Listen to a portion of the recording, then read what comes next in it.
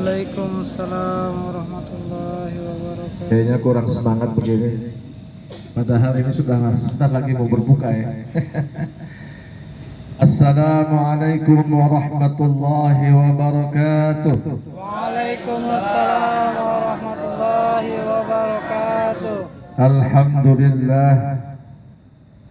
Alhamdulillahilladzi arsala rasulahu bil huda wa dinil haqq liyuzhirahu 'ala ad-din kullih wa kafa billahi shahida.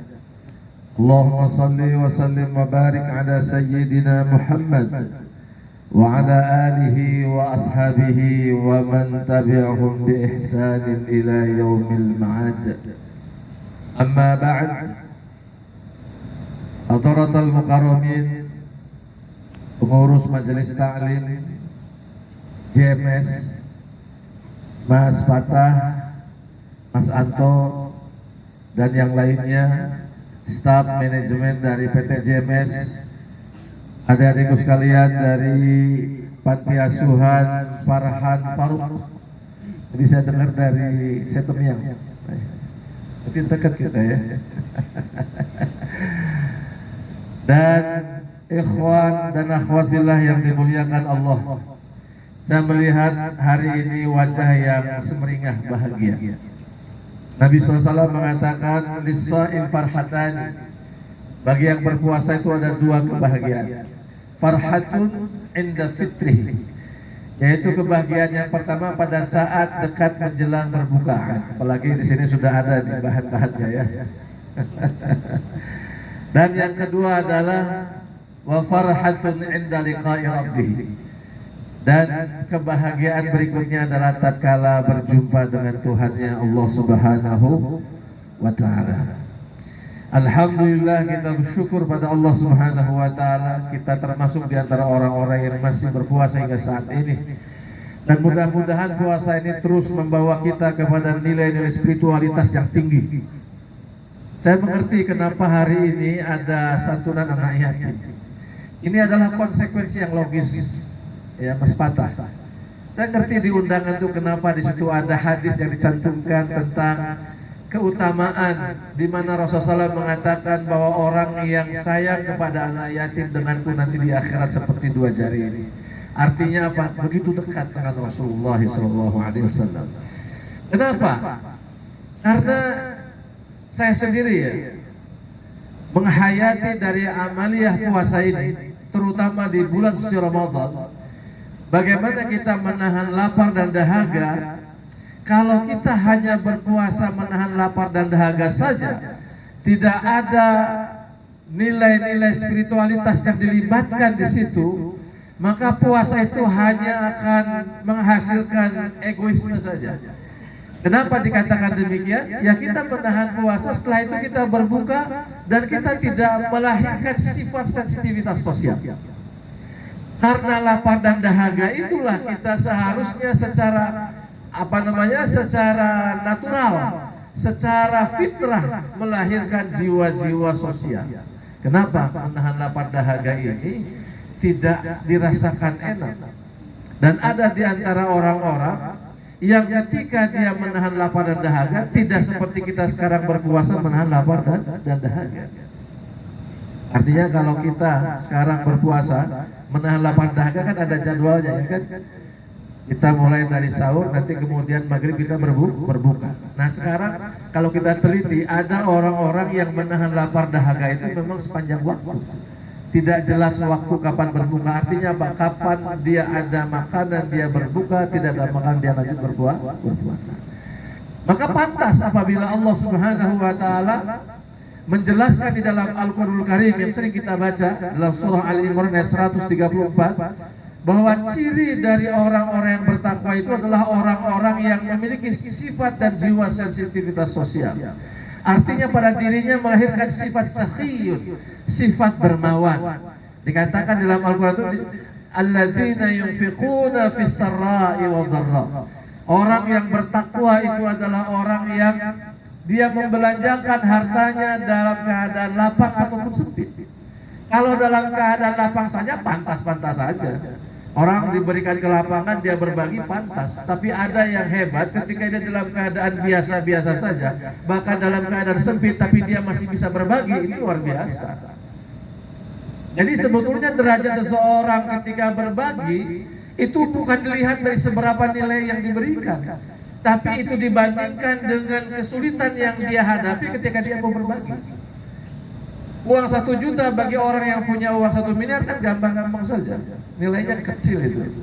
Tapi nilai 1 juta bagi orang yang punya uang 2 juta itu separohnya, itu luar biasa. Makanya ketika kita berpuasa menahan lapar dan dahaga, maka kalau Allah mengatakan puasa tujuannya adalah supaya kita menjadi orang yang bertakwa, di mana Allah menyebutkan ciri orang yang bertakwa adalah orang yang dermawan, maka ini memang pantas. Ini adalah konsekuensi yang logis. Gak masuk akal orang yang berpuasa tapi tidak memiliki jiwa sosial. Artinya apa? Berarti puasanya gak ada bekas apa-apa. Sehingga Nabi SAW mengatakan model puasa yang sekedar menahan lapar dahaga, yang hanya berpuasa secara materialistik seperti itu, kata Nabi, itu puasa yang biasa-biasa saja, puasa yang umum. Orang anak kecil aja bisa berpuasa menahan lapar dan dahaga. Orang yang sudah dewasa, orang yang sudah mengerti bahwa puasa melahirkan jiwa-jiwa ketakwaan, maka seharusnya dengan lapar dan dahaga menggali nilai-nilai spiritualitas itu. Bagaimana supaya kita ini menjadi orang yang memiliki jiwa belas kasih. Nabi SAW mengatakan bahwa ciri orang-orang yang menghuni sorga itu ada 4. Yang pertama adalah orang yang memiliki hati yang dipenuhi dengan kasih sayang, qalban rahimah. Nah, sekarang coba rasakan bagaimana puasa mendidik kita sehingga hati ini dipenuhi dengan rahmat, qalban rahimah. Kalau kita tidak menghayati nilai-nilai puasa, maka puasa itu hanya sekedar menahan lapar dahaga. Itu benar seperti yang dikatakan Nabi SAW. Kam min sa'im laisa lahu min siyamihi illa al-ju'i wal 'atas. Terlampau banyak orang yang berpuasa tetapi dia tidak mendapatkan apapun kecuali hanya menahan lapar dahaga. Nanti ketika kita buka itu berbuka puasa hingar-bingar, senang, ya kan? Itu apa namanya, kalau kita tidak betul-betul menghayatinya, bahwa ketika kita berbuka bagaimana bahagianya orang-orang yang dalam keadaan lapar dan dahaga setiap hari, setiap waktu, setiap saat. Tapi ini benaran atau enggak ya? Saya pernah menghadiri di sebuah acara berbuka juga, sebuah pesantren. Itu pemimpin pesantrennya bilang bahwa kami di sini, anak-anak kami belum belum pada mandi katanya selama seminggu. Kenapa? Karena air tidak keluar di pesantrennya. Kalau orang yang berjiwa sosial, maka dengan ketika mendengar cerita seperti ini, maka dia akan berlomba-lomba. Tanya kepada pemimpin pesantrennya, apa yang menyebabkan air tidak masuk ke situ? Bayang santri seminggu nggak mandi kayak apa, ya kan?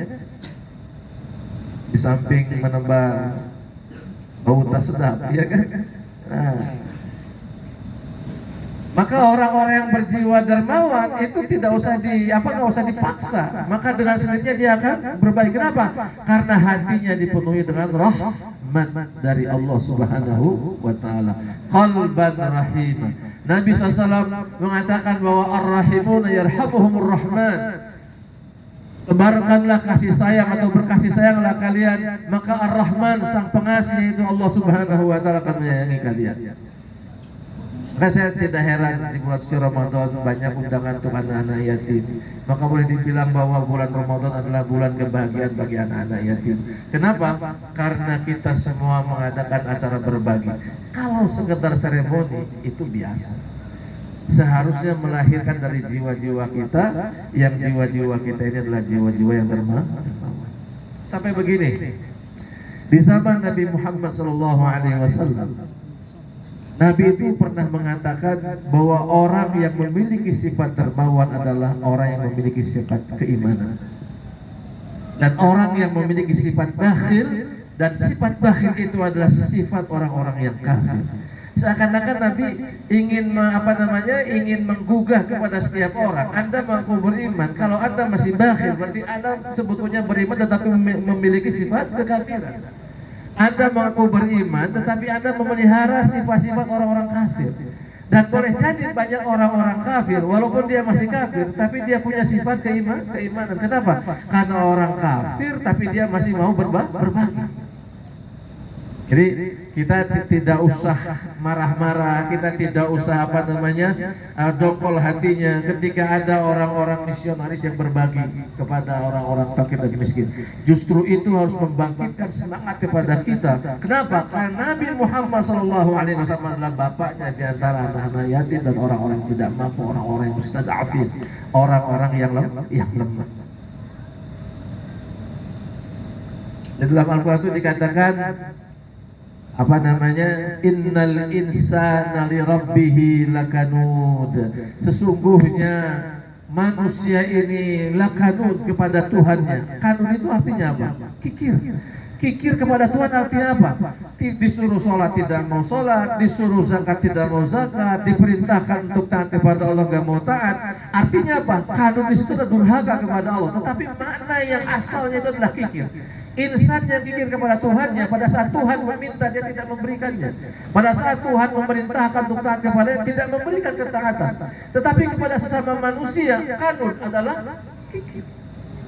Nabi ditanya oleh sahabat, wahai Rasulullah, apa sih makna kanud? Kata Rasulullah, kanud itu adalah orang yang memiliki makanan, dia sembunyi dari orang banyak, ketika dia tahu dia sendirian, dia makan sendiri. Itu kanud, kata Rasulullah. Kikir kepada manusia seperti itu. Satu kesempatan Nabi ditanya lagi, wahai Rasulullah, apa itu kanud? Kata Nabi, kanud itu adalah orang yang berkendaraan, lalu kemudian dia berjumpa dengan orang-orang, dengan teman-temannya di jalan, dia tidak sanggup untuk menawarkan kendaraannya untuk dinaiki oleh teman-temannya. Ya kikir. Innal insana li rabbih lakanud, sesungguhnya manusia kepada Tuhannya dia kikir. Kikir kepada Tuhan artinya durhaka kepada Allah Subhanahu wa taala. Kikir kepada manusia ya bakhil, dan bakhil adalah sifat di antara orang-orang kafir. Pernah Nabi Muhammad sallallahu alaihi wasallam ketika itu turun firman Allah Subhanahu wa taala, lan tanalul birra hatta tunfiqu mimma tuhibbun. Ini bagaimana reaksi sahabat ketika mendengarkan ayat ini. Ini boleh kita contoh ya. Kita boleh contoh. Kata Allah Subhanahu wa taala, lan tanalul birra. Tidak akan pernah selama-lamanya kamu akan mencapai ketakwaan. Ini Allah mengatakan menggunakan huruf lan. Kalau Allah menggunakan huruf lan, ikhwas kalian, itu maknanya bahwa itu penafian yang sifatnya permanen. Artinya apa? Bahwa kita memang tidak akan pernah sampai kepada ketakwaan sama sekali. Karena kalau orang hanya baru dermawan dipaksa, seperti orang mau bayar zakat dipaksa, itu biasa-biasa saja itu. Di zaman Rasulullah SAW, sahabat Nabi yang dekat dengan Rasulullah yang beriman kepada Allah, sama-sama bayar zakat dengan orang-orang munafik.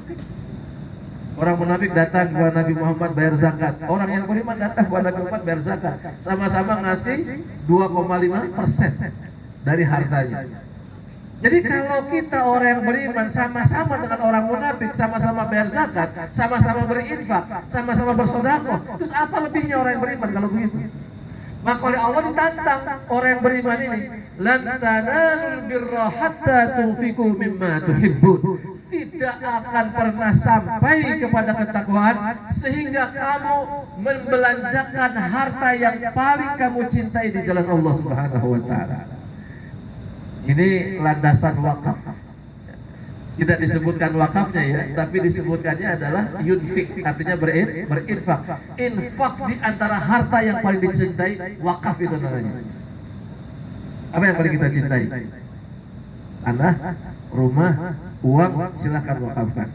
Kalau bisa kita jadi pengurus, menjadi bagian yang memfasilitasi wakaf yang begitu berat menjadi ringan, itu bagaimana? wakaf ke masjid, kalau untuk mewakafkan satu kubah yang harganya 600 juta mungkin sulit. Tapi kalau untuk dibagi menjadi beberapa bagian sehingga per paket bisa dijangkau oleh sebagian kebanyakan kita di antara orang-orang yang awam, itu bagus sekali. Artinya apa? Kita telah memiliki kekayaan untuk investasi kerak di hadapan Allah Subhanahu wa taala. Bagaimana sikap Umar bin Khattab ketika mendengar firman Allah yang turun tadi? Datang Umar bin Khattab kepada Rasulullah SAW.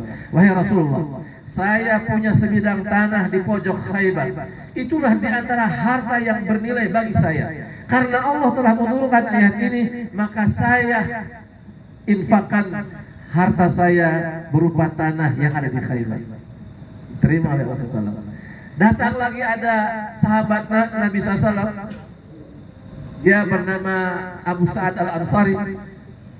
Dia datang kepada Rasulullah SAW. Ya Rasulullah, telah datang firman Allah, lan tanalul birra hatta tunfiqu mimma tuhibbun. Dan saya memiliki al-bayrah. Saya punya al-birha ya Rasulullah. Al-birha itu kebun kurma. Kebun kurma yang luas, letaknya bertepatan dengan masjid, di hadapan masjid Nabi. Dan di dalam al-birha itu ada sumur. Sumurnya itu sangat segar airnya dan Nabi suka minum di sumur itu. Kata Nabi, wahai Abu Sa'ad, ini harta yang sangat besar, harta yang sangat banyak. Kata Nabi, bagikan separuh kepada keluargamu dan separuh di jalan Allah Subhanahu wa taala. Itu sahabat Nabi mereaksi ketika turun firman Allah, lan tanalul birra hatta tunfiqu mimma tuhibbun. Allah Subhanahu wa taala berkehendak menurunkannya syariat berpuasa sepanjang Ramadan supaya jiwa-jiwa yang keras lebih bakhil ini menjadi lemah lembut dan kemudian menjadi orang-orang yang mau berbelas kasih kepada sesama makhluk Allah Subhanahu wa taala. Jika lapar dan dahaga yang kita jalani saat kita berpuasa, masih ada peluang dan kesempatan kita berbuka. Nanti setelah maghrib, setelah adzan berkumandang, dan ketika setelah Ramadan meninggalkan kita bisa berbuka di beberapa hari yang begitu banyak. Dan kebanyakan memang kita tidak berpuasa, kecuali orang yang rindu dengan puasa, dengan Senin Kamis kita melanjutkan puasa. Allah berkeinginan supaya kita tidak lagi terpaksa bersedekah. Allah berkeinginan supaya fitrah manusia yang seharusnya dia memiliki sifat rahmah, mau berbelas kasih dan mau membagi rahmat kepada sesama makhluk Allah Subhanahu wa taala. Maka layaklah orang-orang yang berpuasa menyandang orang-orang yang bertakwa. Kenapa? Karena takwa salah satu cirinya adalah orang yang dermawan. Alladzina yunfiquna fis sarra'i wad dharra. Hayatilah puasa ini dengan sebaik-baiknya. Milikilah sifat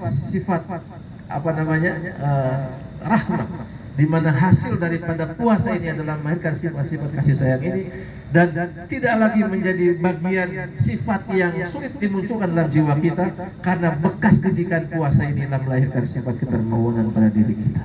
Nabi Muhammad SAW mengajarkan sebuah doa, dan doa itu dibacakan oleh Nabi supaya kita terhindar dari sifat bakhil. Allahumma inni a'udzubika minal hammi wal hazan, wa'udzu bika minal ajzi wal kasal, wa'udzu bika minal jubni wal bukhl, wa'udzu bika min ghalabati ad-daini wa qahri rijal. Allahumma ya Allah, inni a'udzu bika, sesungguhnya aku berlindung kepadamu, minal hammi wal hazan, dari keresahan dan rasa takut. Ada rasa takut? Takut besok tidak makan, takut besok tidak dapat rezeki, takut besok kekurangan, takut tidak bisa bayar cicilan dan lain sebagainya. Amalkan doa ini. Allahumma inni a'udzubika minal hammi wal hazan, wa a'udzubika minal ajzi wal kasal. Aku berlindung kepadamu dari lemah dan malas. Ini juga yang Rasulullah SAW berlindung kepada Allah Subhanahu wa taala. Lalu kemudian kata Rasulullah SAW, wa a'udzubika minal jubni wal bukhl. Dan aku berlindung kepadamu dari juban. Apa juban? Keresahan yang belum menentu. Hari ini teman-teman resah ketika memikirkan besok kalau di PHK. Padahal PHK-nya belum jelas. Padahal umur aja belum tentu sampai kepada umur PHK. PHK kapan misalkan? 2 tahun lagi kita PHK atau 2 tahun lagi kita resign. Tapi rasanya sudah dari sekarang. Padahal umur kita aja belum tentu nyampe ke 2 tahun yang akan datang. Itu juban namanya. Ya, ada yang seperti ini. Ada banyak. Hafalkan doa ini ya. Wa a'udzubika minal jubni wal bukhl. Nah, bukhl ini adalah kikir bin bakhil. Bermohonlah kepada Allah dari sifat bakhil. Nabi tidak senang dengan sifat bakhil. Anehnya Nabi Muhammad pada saat marah hilang kemarahannya ketika melihat orang yang dermawan. Bahkan ada salah seorang perempuan bernama Safana binti Hatib Atha'i. Dia menjadi tawanan Rasulullah SAW di masjid. Ketika Nabi masuk ke masjid, Safana bangkit dari duduknya, dia berkata kepada Rasulullah, "Wahai Rasulullah, ayah saya adalah Hatim Atha'i. Dia seorang yang dermawan. Dia kepala suku yang suka berbagi kepada masyarakatnya. Hari ini jangan kau dipermalukan karena Anda telah menahan anak dari seorang dermawan bernama Hatim Atha'i. Saya adalah Safana," katanya begitu. Kata Nabi, "Siapa?" "Safana." "Wahai Safana, pulanglah sekarang ke kampungmu. Baliklah sekarang kepada saudaramu. Aku mengizinkan kau bebas dari tahanan ini." Coba bayangkan, Nabi Muhammad sebab Safana yang mengaku bahwa ayahnya dermawan, bukan Safananya, tapi ayahnya yang dermawan. Tapi Nabi senang mendengar orang yang dermawan. Akhirnya Safana dibebaskan. Dan karena sebab Safana dibebaskan, belas kasihnya Nabi Muhammad SAW, maka Safana masuk Islam. Dan Safana di antara satu sederet di antara sahabiah yang soleha, sahabiah yang terkenal kesalehan. Baca oleh teman-teman. Ada di atas 103 sahabat, sahabiah Nabi. Salah satunya adalah Safana binti Hatim Atha'i. Allahumma inni a'udzubika minal jubni wal bukhl wa a'udzubika min ghalabatid daini wa qahri rijal. Dan aku berlindung kepadamu ya Allah dari lilitan hutang dan dari kehinaan di bawah telunjuk manusia. Suka ada manusia yang suka tunjuk-tunjuk sama kita? Nah, doa ini nggak akan ada lagi yang berani nunjuk-nunjuk sama kita. Ya kalau nyuruh yang proporsional lah ya. Nah, ada yang nunjuk-nunjuk itu nunjuk-nunjuk menghina kepada, itu adalah doa dari Rasulullah SAW. Baik, ikhwan dan akhwat fillah yang dimuliakan Allah Subhanahu wa taala. Waktu berbuka itu jam 6:04 dan kita ini tinggal 2 menit lagi ya. Lewat 14 ya. Tinggal 2 menit lagi. Jadi saya ingin sampaikan pesan terakhir kepada rekan-rekan sekalian di masa waktu berbuka ini. Jadikanlah puasa sebagai lompatan-lompatan spiritual bagi kita. Saya ingin tanya sama teman-teman, nuzul Quran tanggal berapa? 17, nah lewat ya. Itu terjadi pada malam apa? Malam Qadar ya. Malam Jumat, malam Qadar. Dalam Quran, inna anzalnahu fi lailatul qadar. Betul? Biasanya teman-teman ngejar malam Qadar di malam apa? Di tanggal berapa di bulan Ramadan? 10 hari terakhir. Kenapa berbeda dengan Al-Quran yang mengatakan 17, tanggal 17? 17 10 hari terakhir. Dia mau pertengahan bulan Ramadan, 2 hari setelah pertengahan. Artinya apa? Terserah Allah kapan malam Qadar itu datang. Tapi saya pesankan kepada teman-teman semua, pantaskan diri kita, layakkan diri kita untuk meraih malam Qadar. Sebab malam Qadar adalah malam di mana turunnya malaikat, dan malaikat terkagum di 10 hari terakhir, di akhir-akhir Ramadan. Karena di setiap pojok-pojok masjid ada orang yang menangis bertobat kepada Allah. Dan satu lagi, banyak di antara orang-orang di sepanjang Ramadan yang selalu berbagi kepada hamba-hamba Allah. Itulah 2 amal yang tidak dijumpai di penghuni langit. Sebab malaikat tidak basah lisannya dengan istighfar, tapi malaikat basah lisannya dengan tahmid, tasbih dan takbir. Sementara juga malaikat tidak ada di penghuni langit yang berbagi satu sama lain, karena malaikat tidak butuh harta dan tidak butuh bantuan apapun. Di bumi inilah malaikat menyaksikan manusia berbagi. Seperti hari ini barusan kita berbagi kepada anak-anak yatim. Kelas? Dah habis waktunya. Dan mari kita akhiri ceramah kita ini dengan berdoa kepada Allah Subhanahu wa taala. Bismillahirrahmanirrahim. Alhamdulillahirabbil alamin. Allahumma shalli wa sallim wa barik ala sayyidina Muhammadin wa ala alihi wa sahbihi ajma'in. Allahumma innaka 'afuwwun karim, tuhibbul 'afwa fa'fu 'anna ya karim. Rabbana taqabbal minna salatana wa siyamana wa qiyamana wa ruku'ana wa sujudana wa tasaddaqana. Allahumma اللهم تقبل منا من تلاوتنا وتمم تفسيرنا يا الله يا أرحم الراحمين. اللهم لك الصمنا وبك آمنا وعلى رزقك أفطرنا برحمتك يا أرحم الراحمين. اللهم بارك لنا فيما رزقتنا وقنا عذاب النار. صلى الله على سيدنا محمد وعلى آله وصحبه وبارك وسلم. سبحان ربك رب العزة عما يصفون وسلام على المرسلين الحمد لله رب العالمين. اللهم موافق إلى أقوام الطارق. ثم السلام عليكم ورحمة الله وبركاته. وعليكم السلام ورحمة الله وبركاته.